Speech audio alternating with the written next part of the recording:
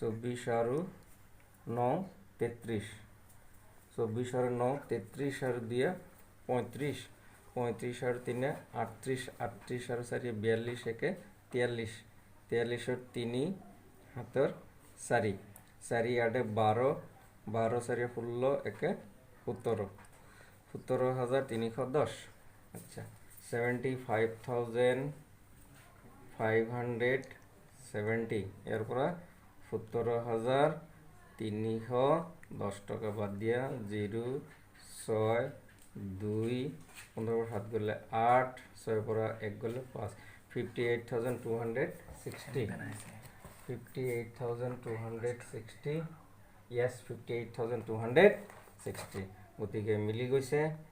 এইটো অলপ কাটাকাটি কৰি মই ইয়াতে লিখি দিছোঁ 58,260 তো এই হ'ল PL একাউণ্ট তো PL একাউণ্ট হৈছে এতিয়া আমি এপ্লিকেশ্যনত আহিম এনেকৈ আহিম বাই এইটো আছিলে profit and loss account ব্ৰেকেটত net profit কিমান পালোঁ 58,260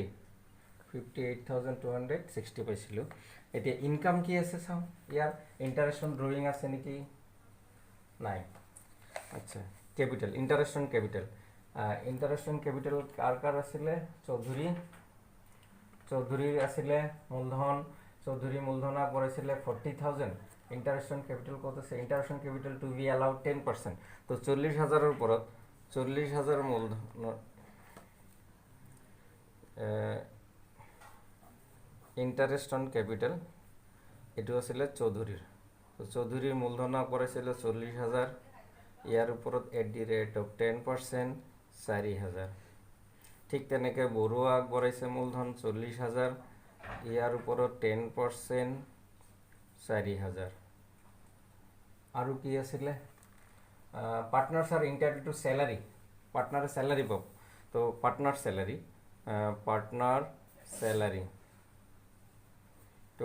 চেলাৰী চৌধুৰী 1,000 টকাকে কি বুলি কৈছে পাৰ এনাম বছৰি 1,000 টকা তো চৌধুৰীয়ে পাব 1,000 টকা বৰাই পাব 1,000 টোটেল 2,000 টকা এতিয়া এইখিনি ইনকামৰ পৰা প্ৰফিটৰ পৰা 58,260 ইয়াৰ পৰা খৰচ হ'ল 4 4 8,000 2,000 10,000 অৰ্থাৎ 48,260 yes 48,260 যিহেতুকে তেওঁলোকৰ লাভ লোকচান অনুপাত ইকুৱেল 50:50 মানে সম পৰিমাণৰ গতিকে টু পাৰ্টনাৰ কেপিটেল একাউণ্ট ব্ৰেকেটত দিব পৰা শ্বেয়াৰ অফ প্ৰফিট অৰ্থাৎ যিখিনি লাভ হ'ল লাভখিনি তেওঁলোকৰ মূলধন হিচাপলৈ ট্ৰান্সফাৰ হ'ল গতিকে চৌধুৰী ইয়াৰ আধা 48,000 24,130 টকা 24,130 বৰাই 24,130 এই হ'ল প্ৰফিট এণ্ড লছ এপ্ৰিপিয়েশ্যন আৰু ইফালে আমি কৰিছিলোঁ বেলেঞ্চ শ্বীট আমি কৰিছিলোঁ ইয়াতে গতিকে এই বেলেঞ্চ শ্বীটত চোৱা কেপিটেল এতিয়া অৰ্কিনুট বুলি দেখাম বুলি কৈছিলোঁ নহয় মই তোমালোকক যে জাগা কম হ'ব 40,000 টকা ইয়াৰ লগত যোগ হ'ব ইণ্টাৰেষ্ট অন কেপিটেল মূলধনৰ পৰা সুদ পালে 4,000 প্লাছ শ্বেয়াৰ অফ প্ৰফিট লাভৰ অংশ পাইছিল কিমান পালে লাভৰ অংশ 24,130 টকা তো লাভৰ অংশ পালে 24,130 টকা এইখিনি যোগ কৰা 0 3 1 4 4 8 4 2 6 লেছ ড্ৰয়িং আহৰণ কৰিছিল নহয় চৌধুৰী আহৰণ কৰিছিলে 9,000 টকা এই 9,000 টকা মাইনাছ কৰা গতিকে 0 3 1 18 পৰা 9 গ'লে 9 5 59,130 59,000 চৌধুৰীৰ হ'ব 59,130 130 আচ্ছা আৰু বৰাৰ ড্ৰয়িং হ'ল 12,000 সেম ক্যালকুলেশন ইয়াৰ লগত ইন্টাৰেস্ট যোগ হ'ব ইন্টাৰেস্ট সেম 4,000 প্লাস প্ৰফিট লাভৰ অংশ 24,130 টকা যোগ কৰা 0,3,1,8,6,68 লেস ড্ৰয়িং আহৰণ কৰিছে 12,000 মাইনাস কৰা 1,3,0,6,5 56,130 56,000 এ হল বৰা 56,130 এতিয়া এখিনি বাকি আছিল যোগ কৰা এটা যোগ কৰিলে সেম হ'ব 0,0,5,5,5 5 আছে ব্যালেন্স শিটত यस 5 আছে তার পিছত 5 পাছে 10 সাথে 17 17 পাছে 22 9 31 2 33 এর 3 3 মিলিছে মিলিছে গতিকে যোগ কৰিলে গোটেইখিনি মিলি যাব 1,61,000 1,61,430 credit side sorry liability side আবার চেক করো 0,0,0,0,5 মিলিছে 5 আর এটা সাম 3 মিলে না নাই 3 3 6 6 পাশে 11 11 আর 2 13 মিলিছে গতিকে এটু মিলিব 1,61,435 এই হল 2012 ফাইনাল একাউন্ট তো মই যদিও দুখন বহিত কৰিছো তোমালোকৰ সুবিধাৰ্থে কৰিছো যেতিয়া তোমালোকে পৰীক্ষা বহিত কৰিবা বা নিজে প্ৰেক্টিস কৰিবা তেতিয়া তো আৰু দুটা বহিত কৰা এটা বহিতে কৰিবা কিন্তু যিখিনি কাম কৰিবা তলত লগে লগে নোটস বিলাক দি যাবা ওয়াৰ্কিং নোট সাপোজ এই অঙ্কটো কৰি আছা ইয়াৰ যিখিনি ওয়াৰ্কিং কৰিব লগা আছে এই প্ৰফিট এন্ড লস একাউন্টৰ তলত ওয়াৰ্কিং খিনি কৰিবা এটো কমপ্লিট কৰাৰ পিছত পিএল এপ্ৰিপিয়েশন যেখিনি ওয়াৰ্কিং হ'ব ইয়াৰ তলত কৰিবা এটো কমপ্লিট হল ব্যালেন্স শিট যেতিয়া কৰিবা তাৰ ওয়াৰ্কিং খিনি ব্যালেন্স শিটৰ তলত কৰিবা তাৰমানে সিস্টেমেটিক হ'ব লাগিব তে আছিল 2012 ফাইনাল একাউন্ট আশা কৰো সকলোৱে বুজি পাইছা আৰু বুজি পাবলৈ চেষ্টা কৰিবা যদি কোনোবা বুজত অসুবিধা হৈছে আকৌ মোৰ লগত ফোনত যোগাযোগ কৰিব বুলি আশা ৰাখি আজি মই এইখিনি সমাপ্ত কৰিলো ধন্যবাদ ৰাতিপুৱা এটা হোমৱৰ্ক দিছো 2012 চনৰ ফাইনাল একাউন্ট বনাব দিছো তো সেই হোমৱৰ্কটো কিমান দূৰ কৰিলা মই নিজে এবাৰ টেষ্ট কৰাৰ কাৰণে মই 2012 চনৰ ফাইনাল একাউন্টটো কৰিবলৈ লৈছো তোমালোকে চাবা যিয়ে কৰিছা মিলাই চাবা আৰু যিয়ে কৰা নাই সেই হয়তো এই অঙ্কটো একো চাই লবা যে কত ভুল হৈছে বা শুদ্ধ হৈছে টেষ্ট কৰিবা মই একেলগে কৰি থাকিছো balance sheet liability side asset side তো প্ৰথমতে আছে মেশিনাৰি 51,000 এই 51,000 মেশিনাৰিৰ ভিতৰত ইয়াতে অ্যাডজাস্টমেন্টত কৈছে মেশিন অৰ্ডাৰ হচ্ছে 15,000 পাৰচেজ অন 1 অক্টোবৰ অৰ্থাৎ এই 50,000 মেশিনেৰ ভিতৰত মেশিন টোটাল মেশিন আছে 51,000 ইয়াৰ ভিতৰত 35,000 টাকা 15,000 টাকা মেশিন কিনিছে 1 অক্টোবর 15,000 টাকার মেশিন কিনিছে 1 অক্টোবর অক্টোবর হলে কিমান হ'ব 10 2010 2010 তেনেহলে 11 পৰা 5 গলে 6 4 পৰা 1 গলে 36,000 আচ্ছা এই 36,000 টাকা মেশিনেৰ উপৰত এট দি রেট অফ কিমান পার্সেন্ট আছে depreciation provide depreciation on machinery and furniture 10% 36,000 पर 10% হ'ব ফর 1 ইয়ার এক বছর আর এই 15,000 টাকার উপরত 10% হ'ব ফর অক্টোবর কিনিছে October November December January February March 6 মাহ ফর 6 মান্থ গতিকে আমার ক্যালকুলেশন হ'ব 36,000 এর উপরত 10% ফর 1 ইয়ার 3,600 আৰু 15,000 টাকাৰ ওপৰত ডিপ্রিসিয়েশন হ'ব 100 টাকা 10 টাকা হলে 12 মাহত 6 মাহ এতে সোয়া 0 0 0 0 6 12 2 বার 2 10 5 বার 5 15 75 750 অর্থাৎ টোটাল ডেপ্রিসিয়েশন হয়ে আছে 0.5 713 তিনি হাতেৰে 4350 টকা। এইটো মই ৱৰ্কিং ইউনিটত দেখালোঁ। গতিকে এইখিনি কাম ৱৰ্কিং ইউনিটত দেখালোঁ যদি মই আৰু বেলেঞ্চ শ্বীটত নেদেখাওঁ, ডাইৰেক্ট মই লিখিম মেচিনাৰী। মেচিনাৰী আমি কিমান পালোঁ? আচ্ছা, এতিয়া মেচিনাৰী ইয়াতে কিমান পালোঁ আমি দেখাব। টোটেল মেচিনাৰী হ'ল 51,000 লেছ ডেপ্ৰিচিয়েশ্যন, টোটেল ওলাল আমাৰ 4,350 টকা। 4,350, অৰ্থাৎ 51,000-ৰ পৰা 4,350 টকা বাদ দিয়া 10, 10ৰ পৰা 5 গ'ল 5, এটা 9ৰ পৰা 3 গ'লে 6, 10ৰ পৰা 4 গ'লে 6, 4, 46,650, 46,650। আৰু পি এল একাউণ্টৰ ডেবিট চাইডত আহিব, চাওঁ লিখিছেনে নাই, ডেপ্ৰিচিয়েশ্যন অন মেচিনাৰী,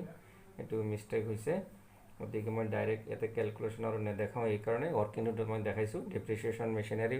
4,350। Next furniture. তো ফাৰ্নিচাৰ 4,500 আছে। ইয়াৰ ওপৰত আকৌ ডেপ্ৰিচিয়েশ্যন আছে, provide depreciation on machinery and furniture 10%। গতিকে ফাৰ্নিচাৰ কিমান আছে? ফাৰ্নিচাৰ আছে 4,500, 4,500 লেছ ডেপ্ৰিচিয়েশ্যন 10% হ'লে 450, 450, অৰ্থাৎ 0, 10ৰ পৰা 5 গ'লে 5, 4ৰ পৰা 4 গ'লে 0, 4,050। সেম ডেপ্ৰিচিয়েশ্যন ইয়াত আহিব, ডেপ্ৰিচিয়েশ্যন অন মেচিনাৰী ক'ত? এই ফাৰ্নিচাৰ, ডেপ্ৰিচিয়েশ্যন অন ফাৰ্নিচাৰ 450, ঠিক আছে। Next building 45,000। তো বিল্ডিংয়ের উপরত আছে 2.5%। বিল্ডিং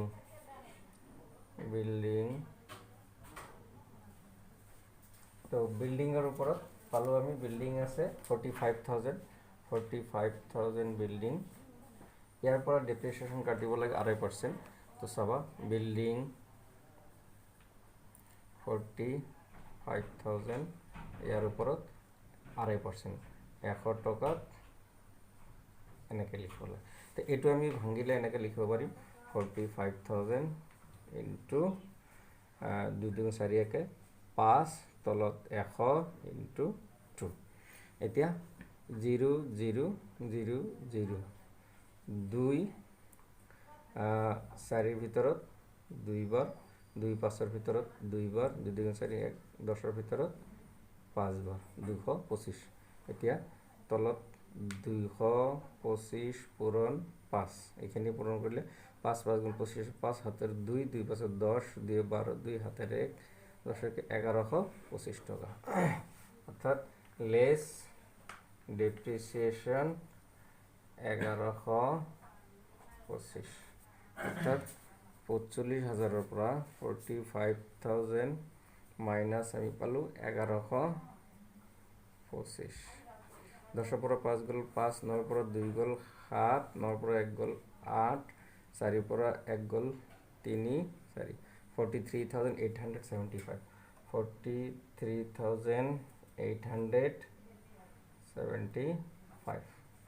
নেক্সট এইটো ইয়াত আহিব ডেপ্ৰিচিয়েশ্যন, ইয়াত আহিব ডেপ্ৰিচিয়েশ্যন অন বিল্ডিং কিয় 10%, 10% নহয় 2.5%, এইটো মিষ্টেক হৈছে। গতিকে মই এইটো ইয়াত কেলকুলেশ্যন কৰি পালোঁ 1125 ডেপ্ৰিচিয়েশ্যন অন বিল্ডিং কিমান ওলাইছে 2250 টকা। কিয় 2250 টকা? 1125 টকা ওলাইছে, 1125 টকা। তাৰপিছত আহা ডেটৰ্ছ 31,500। ডেটৰ্ছৰ ওপৰত কিবা আছে নেকি এডজাষ্টমেণ্ট চাই লওঁ। Salary, interest on bank order, machinery or ট্ৰপিজ, provide depreciation to gold, interest on capital, prepaid insurance partners incurred to salary 1,000 per annum each, নাই। গতিকে ডেটৰ্ছৰ ওপৰত একো নাই, তো ডাইৰেক্ট ডেটৰ্ছ আমি ইয়াতে লিখিম ডেটৰ্ছ 31,500 তাৰপিছত জেনেৰেল এক্সপেন্স ইয়াতে হ'ব জেনেৰেল এক্সপেন্স 460 ইঞ্চুৰেঞ্চ 800 আৰু প্ৰিপেইড আছিলে লেছ প্ৰিপেইড মানে 650 আকৌ সেই প্ৰিপেইডটো ইয়াত আহিব প্ৰিপেইড ইঞ্চুৰেঞ্চ এছেট হিচাপে প্ৰিপেইড ইঞ্চুৰেঞ্চ বেলেঞ্চ শ্বীট এছৰ সাইডত আহিব 150 salaries লিখিছে 8,400 ইফালে এডজাষ্টমেণ্ট আউটষ্টেণ্ডিং salaries আছে 300 গতিকে 300 8,700 ইয়াতে আউটষ্টেণ্ডিং salaries আহিব আউটষ্টেণ্ডিং salary কিমান আছিলে 300 outstanding salary 300 next bad debts 450 bad debts 450 আহিছে cash in hand balance sheet যাব cash in hand balance sheet আহিব 90 টকা হাতে জমা আছে cash at bank 420 cash at bank 420 stationery 900 ইয়াতে আহিব stationery 900 আহিছে 10% ইনভেষ্টমেণ্ট কৰা হৈছিলে 1/4/2010 অৰ্থাৎ বছৰটোৰ আৰম্ভণি 15,000 টকা তো ইনভেষ্টমেণ্ট ইয়াত আহিব এছএছত ইনভেষ্টমেণ্ট আছে 15,000 টকা আৰু ইয়াৰ ওপৰত 10% ইনভেষ্টমেণ্ট এডজাষ্টমেণ্টত কিবা আছে নেকি salary interest bank overdraft machine profit capital নাই আচ্ছা গতিকে 15,000 টাকার 1/4/10 মানে বছৰৰ আৰম্ভণিত ইনভেষ্টমেণ্টটো কৰিছে তাৰ ওপৰত সুদ পাব 10% 15,000 10% কিমান হ'ব 1500 টকা গতিকে এক্ৰুড ইণ্টাৰেষ্ট ইয়াত আহিব এক্ৰুড ইণ্টাৰেষ্ট অন ইনভেষ্টমেণ্ট 1500 টকা আৰু সেইটো পিএল একাউণ্টৰ ডেবিট সাইডত আহিব ইণ্টাৰেষ্ট অন ইনভেষ্টমেণ্ট 1500 টকা তাৰপিছত ড্ৰয়িংছ এইটো তোমাৰ ইয়াত বেলেঞ্চ শ্বীটৰ লাইবিলিটি সাইডত ক্যাপিটাল পৰা মাইনাস হ'ব ক্লোজিং ষ্টক আহিব ইয়াতে ক্লোজিং ষ্টক 21,000 তো আমাৰ ডেবিট সাইড কমপ্লিট হ'ল এতিয়া ক্ৰেডিট সাইডত আহিম ক্যাপিটাল একাউণ্ট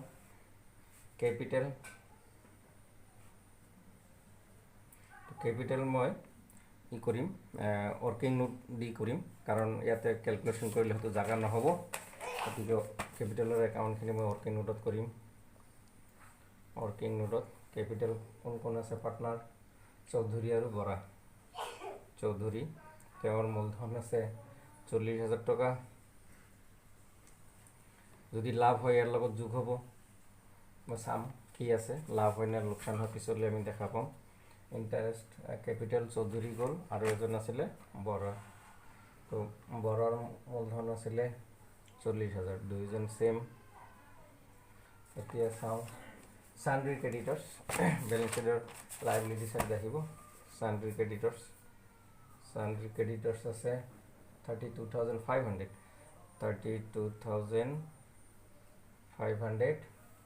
বেংক ওভাৰড্ৰাফট আছে বেংক ওভাৰড্ৰাফট আছে 12,000 আৰু ইণ্টাৰেষ্ট অন বেংক ওভাৰড্ৰাফট আছে দেখা পাইছিলোঁ ক'ৰবাত 225 টকা এইটো আছে এক্ৰুড ইণ্টাৰেষ্ট অন বেংক ওভাৰড্ৰাফট দিবলৈ আছে অথবা আউটষ্টেণ্ডিং বুলি লিখিব পৰা 225 টকা এইটো আকৌ পিএলৰ ডেবিট সাইডত আহিব 225 টকা ইয়েস 225 টকা আহিছে তাৰপিছত আহা প্ৰভিজন ফৰ ডাউটফুল ডেট যেহেতু এডজাষ্টমেণ্টৰ প্ৰভিজনৰ ওপৰত একো নাই এইটো ডাইৰেক্ট বেলেঞ্চ শ্বীটৰ লাইবিলিটি সাইডত আহিব প্ৰভিজন ফৰ ডাউটফুল ডেটছ 1800 টকা ওয়েজেস আউটষ্টেণ্ডিং ইয়াতে আহিব ওয়েজেস আউটষ্টেণ্ডিং আছে 150 টকা লাইবিলিটি সাইডত ট্রেডিং একাউন্ট অর্থাৎ ট্রেডিং একাউন্টত আহিছে 74,070 তো আমার ক্যাপিটাল ট্রায়াল ক্রেডিট সাইড আইটেমখিনি লিখা শেষ হৈ গ'ল এতিয়া আমি এডজাষ্টমেণ্টত চাম কিবা ৰৈ গ'ল নেকি চেলাৰিজ লিখিছোঁ, ইণ্টাৰেশ্যন পেৰামিটাৰ গ'ল, মেচিন এইটো গৈছে, ডেপ্ৰিচিয়েশ্যন গৈছে, ইণ্টাৰেশ্যন কেপিটেল এইটো হ'লে এপ্ৰিপিয়েশ্যনৰ, প্ৰিপেইড ইঞ্চুৰেঞ্চ গৈছে, পাৰ্টনাৰ্ছ ইণ্টাৰ টু চেলাৰী এপ্ৰিপিয়েশ্যন। গতিকে পি এল একাউণ্টৰ আইটেম শেষ। গতিকে এইখিনি যোগ কৰি যদি যোগ ভুল হোৱা নাই 0,7,5,5,7 ঠিকে আছে এইটো। আচ্ছা 75,570। এতিয়া এই খৰচখিনি যোগ কৰি ইয়াৰ পৰা বাদ দিব লাগিব। এতিয়া এইখিনি আমি যোগ কৰি চাওঁ কি কি আছে। 8,700 মই 1000ৰ ঘৰটো ছেপাৰেট কৰি দিলোঁ। 460, 460, 650, 650, 450, 450 আৰু 900, 900, 225, 225, 4,300 4,000 এইটো ইফালে আহিব 4,350 আৰু ইফালে আছে 450, ইফালে আছে 1,125 আৰু 9 এইটোতো পিছত ওলাব। যোগ কৰা 0 5 5 0 হাতেৰে 1 1 6 1 7 5 12 5 17 2 19 19 আৰু 5 24 24 5 29 2 31 হাতের 3 3 7 10 4 14 6 20 4 24 24 আর 9 31 31 আর 2 33 33 3 36 40 41 আর 1 হাতের 4 4 8 12 12 4 16 1 17 17,110 অর্থাৎ যোগ ভুল হয়েছে। আকৌ এবাৰ যোগ কৰি চাওঁ।